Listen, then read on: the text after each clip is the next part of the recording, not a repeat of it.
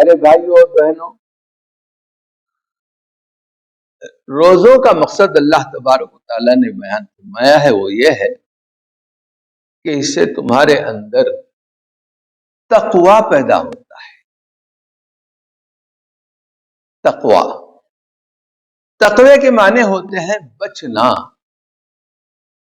اس کی ایک مثال ایک عالم دین نے اچھی دی ہے کہ آپ کے پاس ایک بہت اچھی سواری ہو، کار ہو، بڑی تیز رفتاری سے جاتی ہو، بڑی آرام دہ ہو، دیکھنے میں خوشنما ہو،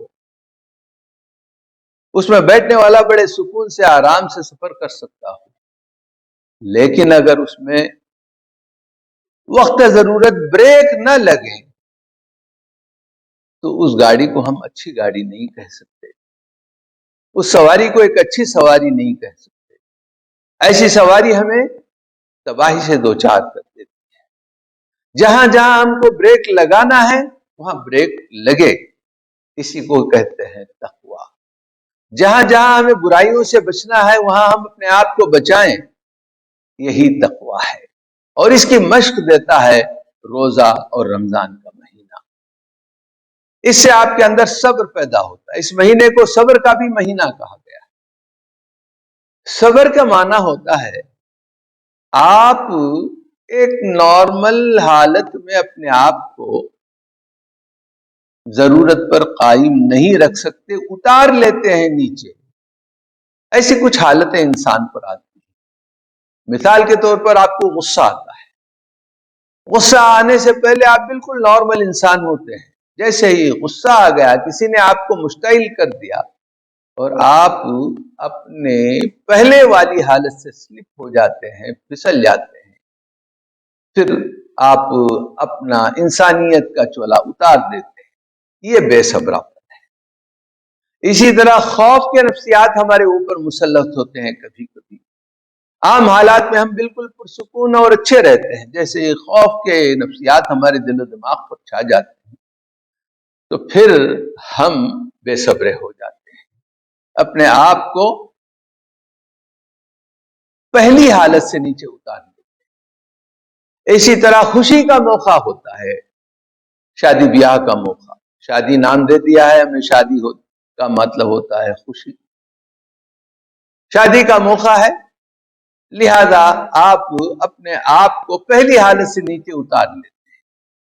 شادی بیاہ کے موقع پر آپ دیکھتے ہیں کہ نہ میزبان نماز کا پابند ہوتا ہے، نہ مہمان نماز کا پابند ہوتا ہے۔ نماز کے اوقات آتے ہیں چلے جاتے ہیں، مگر نماز کی طرف راغب نہیں ہوتے، کیونکہ ان کو سربراہی کا جنون ہوتا ہے۔ میزبانوں کو اور مہمانوں کی جو ہے وہ کھانے پینے میں مشغول رہتے ہیں۔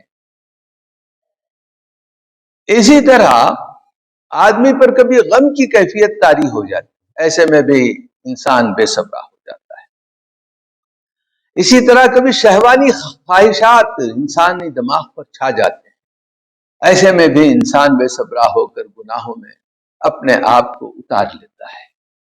تو بے صبرا پن جو ہے وہ انسان کو جہنم رسید کر دیتا ہے۔ جو لوگ صبر کرتے ہیں ان حالات میں، اب نارمل حالات میں، غیر مستقیم حالات میں، غیر معمولی حالات میں انسان اپنے آپ کو پہلی حالت پر قائم رکھ سکتا ہے تو وہ صابر ہے۔ اگر اتار لیتا ہے تو پھر وہ بے صبرا ہے اور اس کو ناکامی سے دوچار ہونا پڑے گا۔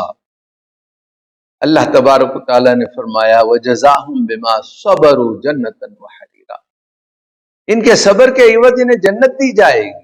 تو جنت عوض ہے صبر کا، اور یہ رمضان کا مہینہ تقوی اور صبر کی تعلیم اور تربیت دینے کے لیے آتا ہے۔ تو اس پورے مہینے میں اس مقصد کو آپ اپنے پیش نظر رکھیں۔ ایک تربیت کے مرحلے سے آپ گزر رہے ہیں، آپ کو صبر کرنا ہے، برائیوں سے بچنا ہے، برے خیالات کو دماغ سے کھرچ کر پھینکنے کی کوشش کرنا ہے۔ اس میں کس حد تک کامیاب ہوتے ہیں وہ اللہ کی توفیق پر ہے، لیکن کوشش تو ہماری ہونی چاہیے۔ میں اللہ سے دعا کرتا ہوں کہ اے اللہ، یہ مہینے روزوں کا جو مقصد ہے صبر اور تقوی، ان دونوں صفات سے ہمیں متصف فرمائے۔ اس مہینے کے اختتام تک ہم ایک صابر انسان اور ایک متقی انسان